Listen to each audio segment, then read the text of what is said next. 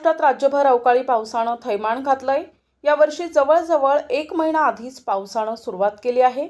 सर्व ठिकाणचे नदी नाल्यांसह गटार तुडुंब होऊन वाहत आहेत। काही ठिकाणी दुकानांमध्ये आणि घरात पाणी शिरलं होतं, त्यामुळे नागरिकांसह शासनाची तारांबळ उडाली होती। त्या अनुषंगानंच रायगड जिल्ह्याच्या रोहा शहरातही पावसानं 2-3 दिवस थैमान घातला होता। त्यामुळे सर्वच ठिकाणी पाणीच पाणी झालं होतं।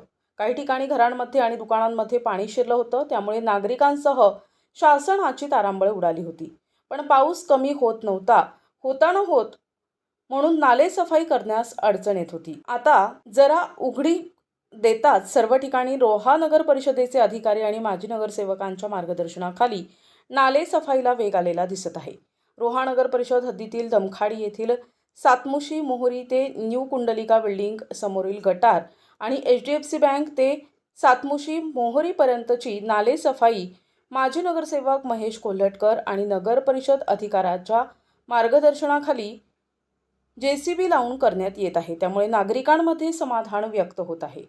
प्रतिनिधी नरेश कुशवाहा, NTV न्यूज मराठी, रोहा, रायगड।